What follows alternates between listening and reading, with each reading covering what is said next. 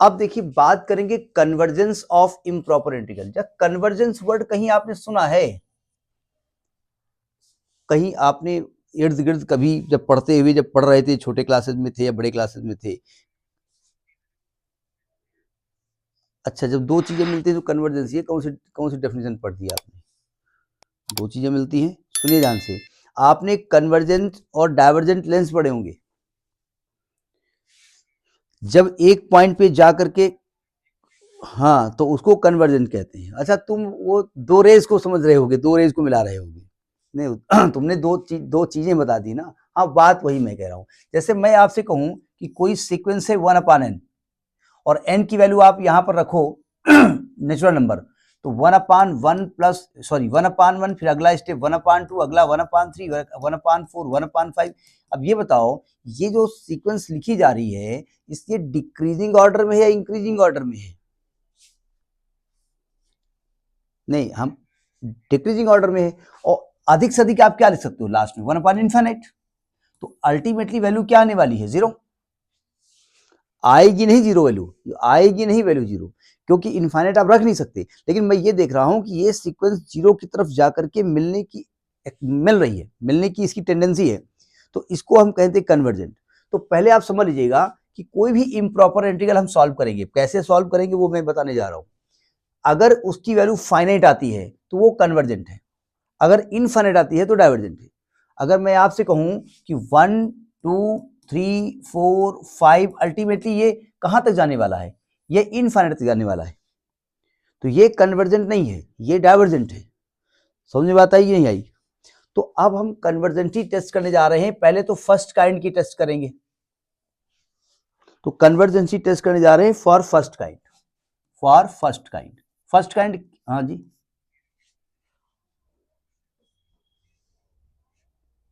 इसी डाइवर्जेंट क्या होता है? जो वैल्यू फैल जाए, ठीक है, अगर एक जगह जाकर के मिले तो कन्वर्जेंट, ये तो होता है ना। नहीं, अगर एक फाइनाइट वैल्यू दे रहा है आपको, 0 का मतलब, मेरा मतलब अगर एक फाइनाइट वैल्यू दे रहा है तो कन्वर्जेंट, अगर इनफाइनाइट दे रहा है तो वो फाइनाइट की बात मैं कर रहा हूं, 0 की मतलब नहीं बात कर रहा हूं। अब मैं फर्स्ट काइंड की देख रहा हूं, और देखो इसके क्वेश्चन लगाने का एक तरीका होता है, पहले हम बता देते हैं। फर्स्ट काइंड क्या कहता है? फर्स्ट काइंड कहता है कि फंक्शन आपका बाउंडेड है। अभी देखो पूरा पीछे पढ़ाया हमने, क्या बताया फर्स्ट काइंड में हमने? फर्स्ट पलटिए आप, फर्स्ट काइंड इम्प्रॉपर में क्या बताया है? मतलब फंक्शन बाउंडेड है, लेकिन हाँ, तो देखो इसके क्वेश्चन लगाते कैसे, बहुत बहुत बहुत बहुत ध्यान सुनिएगा। पहला केस, फर्स्ट काइंड में फर्स्ट केस, देखो ध्यान से, अगर आपको integral A to infinity F x D X करना हो, बहुत ध्यान समझिएगा, तो क्या इनफाइनाइट आप रख सकते हो? नहीं मालूम आपको इनफाइनाइट? तो एक देखो, हम रखेंगे इनफाइनाइट ही, इसको कहते हैं क्वेश्चन लगाने में पब्लिक को मूर्ख बनाना।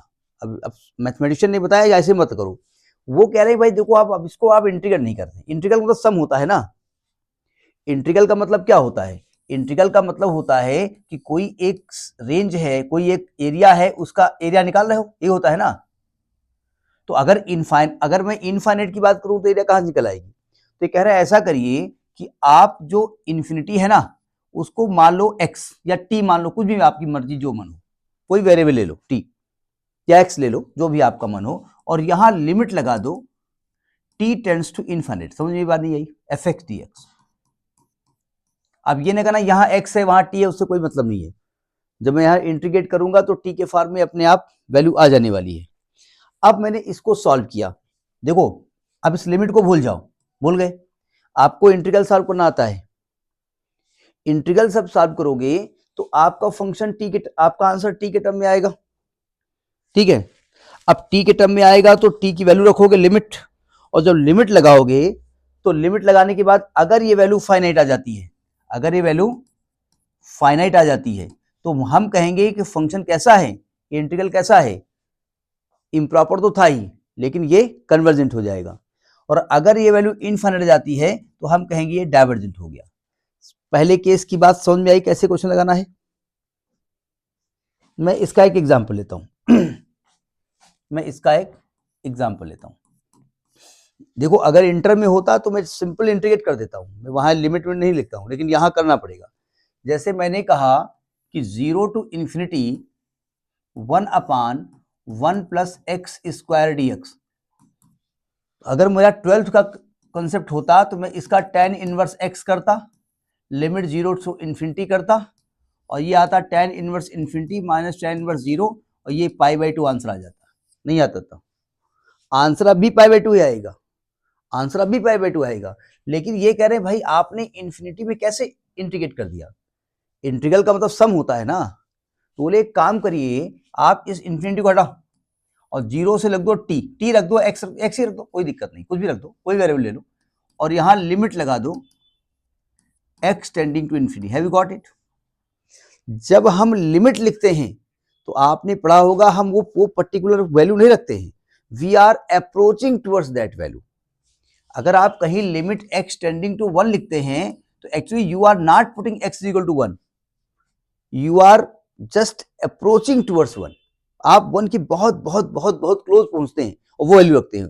आपको याद होगा आप जब 1 लिखते थे तो 1 माइनस एच और 1 प्लस एच लिखते थे, याद है ना? मतलब किसी फंक्शन की वैल्यू जब 1 पे आपको निकालना होता था तो आप लेफ्ट से जाते थे और राइट से जाते थे 1 की तरफ, याद करिए आप। तो उस पर्टिकुलर पॉइंट पे आप नहीं लिखते हैं, यानी जब आप लिमिट रख रहे हो तो you are not suppose to put limit X tending to infinity, you are just approaching towards infinity. 1/1 plus X square D X is equal to limit X tending to infinity. 1/1 plus X square का integral क्या होता है? tan inverse X. तो इसका हो जाएगा, और यहां पर पहले तो इंटीग्रल की लिमिट रखी जाएगी 0 टू एक्स। अभी मैं लिमिट ये नहीं ऑपरेट कर रहा हूं, ये ध्यान रखिएगा, we are putting that limit of integration. तो क्या होगी value? Limit X tending to infinity. Question देखो टेक्निकल आते हैं, बहुत ध्यान से पढ़िएगा। tan inverse X minus tan inverse 0। अब लिमिट ऑपरेट कर दो। लिमिट ऑपरेट करने का तरीका आपको मालूम है कि आप डायरेक्ट एक्स की वैल्यू इन्फिनिटी रख दो, तो जब लिमिट रखो तो क्या आएगा? क्या आएगा? tan inverse infinity minus tan inverse 0, this is π/2 minus 0, that is π/2। और ये कैसी वैल्यू आ रही है? This value is finite, so this integral is convergent, so it is convergent, so it is convergent. समझ में बात आई नहीं आई? अभी जो पी के टर्म में आपके यहाँ शायद दिया गया होगा, मॉड्यूल जो दिया गया होगा वो मैं समझाऊंगा, नोट करिए इसको। अब जैसे मैं एक और एग्जांपल लेता हूं, एग्जांपल ना कहिए, केस कहिए, दूसरा केस लेता हूं। अगर ये केस नंबर 2, अगर ये माइनस इन्फिनिटी टू बी हो, बी हो, ए हो, कुछ भी हो, उससे कोई मतलब नहीं है, मतलब लोअर लिमिट आपकी माइनस इन्फिनिटी है। जैसा हमने कहा इन्फिनिटी थोड़ी आप रखोगे,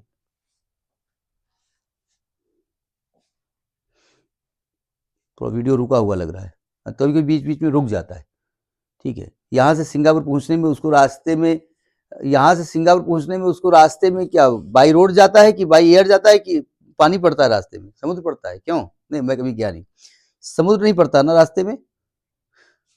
आप जब सिंगापुर जाते हो तो समुद्र पड़ता है? नहीं, समुद्र पड़ता है तो कहीं पहाड़ वहाड़ अटक जाता होगा। सर सुनिए ध्यान से, खैर सही बात। अब देखो ध्यान से, अब इसको हम क्या करेंगे? हमने कहा ये हम वैल्यू नहीं रख सकते, तो हमने क्या कहा, इसको आप कर दो टी टू बी, टी लिख दो, एक्स लिख दो, कोई दिक्कत नहीं, और लिमिट डी एक्स, और लिमिट रख दोगे यहां पर T tends to minus infinity. Have you got it? मैं एक एग्जांपल लेता हूं, integral minus infinite to 0 cos hyperbolic X. Hyperbolic function पढ़ाया गया आपको? पढ़ाया गया है? नहीं पढ़ाया गया है, आपके ही साथ के लोग बता रहे हैं। इसकी वैल्यू होती है e to power x plus e to power minus x by 2, ठीक है। और साइन हाइपरबोलिक x की वैल्यू होती है e to power x minus e to power minus x by 2। आपके थॉमस में हाइपरबोलिक का कंसेप्ट उस चैप्टर में है जहां ये चीज दी हुई है, जहां पर प्रॉपर इम्प्रॉपर है वहां पर ये कंसेप्ट है। अब हो सकता है आपने ध्यान न दिया हो। देखिए एक्चुअली होता क्या है, जैसे कॉस एक्स, एक्स एक एंगल है, x एक रियल वैल्यू है। जब कभी यहां पर ix हो जाता है, मतलब आयोटा शामिल हो जाता है, तो ये बन जाता है कॉम्प्लेक्स नंबर। क्यों भाई? उस समय आपका एंगल हाइपरबोलिक में आता है। Hyperbolic angle means angle is imaginary, वो हमसे उससे मतलब नहीं है, हमको इसकी वैल्यू से मतलब value is e to x plus e to -x/2। Have you got it? अब देखो इसकी वैल्यू निकालनी है। अब जैसा कि अभी हमने बताया कि भाई ये तो गड़बड़ है, इन्फिनिटी हटा इसको, तो हम इसमें क्या लिखेंगे, x टू 0 कर दो, और इसकी वैल्यू क्या होगी, e to x plus e to -x/2 dx, और लिमिट लिखेंगे यहां पर x टेंडिंग टू -इन्फिनिटी। ये लेकिन आपने t बोला था, कोई दिक्कत नहीं, आप t लिख दो, x लिख दो, y लिख दो, कुछ भी लिख दो, और इस x से इस dx से कोई मतलब नहीं है, ये ध्यान रखिएगा, क्योंकि ये इंटीग्रेट होने पर ये लिमिट रखी जाएगी। अब इसको सॉल्व कर लिया जाए। अभी लिमिट को टच ना करिएगा, limit x tending to -infinity 1/2 बाहर कर दो। बताइए e to x का इंटीग्रल क्या होता है, e to x होता है, और इसका होता है, नहीं कुछ और बोलने जा रहे थे आप, 0 to x। अच्छा, नहीं हमें लगा कुछ और बोलने जा रहे हो। देखिए तो ये आएगा x to 0। अब लिमिट ऑपरेट करिए, limit x tending to -infinity, visibility है ना, येलो कलर दिख रहा ना सही। अब देखिए लिमिट रखने का तरीका क्या होता है, पहले 0 रखो तो आएगा e to -0 e to 0, फिर माइनस रख करके x रखो तो आएगा e to x e to -x। ये तो 1 1 0 हो जाएगा, काम खत्म। अब मैं लिमिट ऑपरेट करने जा रहा हूं, मतलब एक्चुअली में लिमिट अब ऑपरेट होगी, तो आएगा limit x tending to -infinity 1/2, ये जो माइनस को अंदर ले जाओगे तो आ गया e to x e to x। जब मैं लिमिट रखूंगा यहां पर तो 1/2, देखो मैं रखने जा रहा हूं -इन्फिनिटी, तो e टू पावर क्या आ जाएगा, e to power infinite minus e to power -infinite, तो ये इन्फिनिटी आ जाएगी ना, क्योंकि e टू पावर इनफाइनाइट, अगर माइनस लिखा होता तो 0 हो जाता, क्योंकि e टू पावर -इनफाइनाइट को आप 1/e टू पावर इनफाइनाइट 1/इनफाइनाइट 0 हो जाता, लेकिन यहां पर ये तो ऊपर है ना, तो ये इन्फिनिटी आ गया, तो ये इंटीग्रल कैसा है, ये इंटीग्रल जो आपका है वो कैसा है, वो डाइवर्जेंट है, लिखेंगे this is divergent. Have you got it? हम डाइवर्जेंट कहें या नॉट कन्वर्जेंट कहें, वही बात ही जाकर के नॉट, क्योंकि सुनिए ध्यान से, अक्सर इनफाइनाइट को इनफाइनाइट ना करके लिखा जाता है डज नॉट एग्जिस्ट, ऐसा लिखा जाता है, जबकि ऐसा नहीं कि इन्फिनिटी जो होता है वो मैथमेटिक्स में अनडिफाइंड क्वांटिटी नहीं है, मालूम नहीं मालूम है, इनफाइनाइट मैथमेटिक्स में अनडिफाइंड क्वांटिटी नहीं है, लेकिन चूंकि इनफाइनाइट में हम जानते नहीं, we can not reach to that point, that's why हम कह देते हैं वो अनडिफाइंड है। समझ में आई बात नहीं आई? अब थर्ड केस देखिए क्या होता है इसमें। थर्ड केस, सपोज इंटीग्रल ऐसा लिखा है -infinity to infinity f(x) dx। आप क्या करें भाई, प्रॉब्लम अभी हमने बताया कि इन्फिनिटी को आप x मान लीजिए, limit x tending to infinity लिख दीजिएगा। सेकंड केस में हमने कहा माइनस, तो हम इसको कुछ और मानेंगे, इसको कुछ और मानेंगे, तब क्या करें हम, तो सुनिए ध्यान से,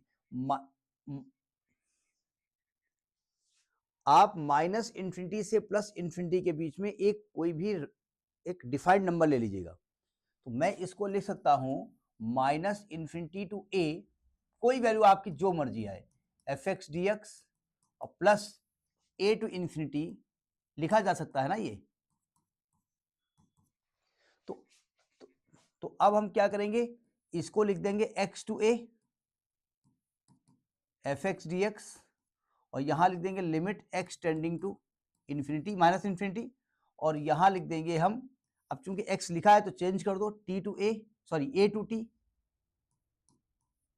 f(x) dx, और यहां लिख दिया limit t tending to infinity. अगर इसको सॉल्व करके ये अनडिफाइंड आ जाए, इनफाइनाइट, तो हम कहेंगे ये डाइवर्जेंट है, अगर फाइनाइट आ जाए तो हम कहेंगे ये कन्वर्जेंट है। समझ में आई बात? एग्जाम्पल में इंटीग्रल आपको आना चाहिए, integral -x -infinity to minus infinity to infinity X D X upon X square plus A square, X D X upon X square plus A square D x. अब आप माइनस इन्फिनिटी से infinity में कोई defined value ले लीजिए आप, हमें zero लिखे दे रहा हूं, बिल्कुल बीच में होता है जीरो, ठीक है। अब ए बी सी लिखोगे तो दिक्कत आएगी, हम जीरो लिखे दे रहे हैं। तो इसको हमने क्या कहा, हमने कहा इसको लिखेंगे माइनस इन्फिनिटी से zero X D X upon X square plus ए स्क्वायर और plus zero to infinite X D X upon X square plus A square. अब क्या तरीका बताया गया, प्रोसेस, इसको मैंने लिख दिया टी टू इन zero X D X upon X square plus A square limit T tends to minus infinity और प्लस यहां पर मैं जीरो से एक्स ले लेता हूं, X D X upon X square plus A square limit X tending to infinity. इसका इंटीग्रल बताइए कैसे होगा,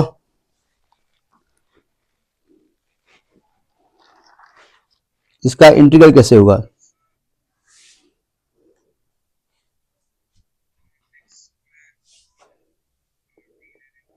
अब सुनिए ध्यान से, जब किसी चीज को आप टी मानते हैं, हमने एक शायद इससे पहले रूल आपको बताया होगा, ये बात ध्यान रखिएगा, जब किसी चीज को टी मानते हो, याद है ना, तो उसके साथ एक ऐसा कांस्टेंट टर्म उसको भी टी माना जाएगा। तो इसका डिफरेंशिएशन आएगा 2x dx, मैं डायरेक्ट लिख रहा हूं थोड़ा सा, तो जब यहां पर लिखेंगे तो यह आएगा हाफ और लॉग एक्स स्क्वायर प्लस ए स्क्वायर आएगा ना,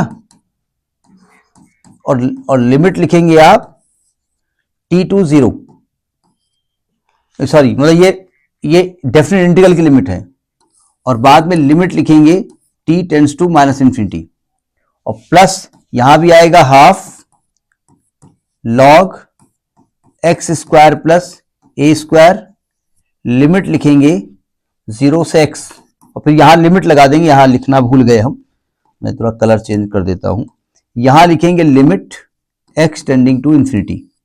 इसको सॉल्व कर लेंगे, मैं अगर आपसे कह दूं सॉल्व करिए, तो इसको जब सॉल्व करेंगे तो अनडिफाइंड आने वाला है, क्योंकि इंफिनिटी आएगा, भाई लॉग इंफिनिटी हो जाएगा ना, नॉट डिफाइंड। तो ये डाइवर्जेंट है, ये डाइवर्जेंट कह दीजिए या आप कह दो नॉट कन्वर्जेंट, मतलब इसको डाइवर्जेंट कहिए या आप कहिए नॉट कन्वर्जेंट। समझ में आई बात नहीं आई? तो इस प्रकार से आप कन्वर्जेंसी ऑफ इम्प्रॉपर इंटीग्रल, जो इंपॉर्टेंट टॉपिक है वो चेक करेंगे, नोट करिए।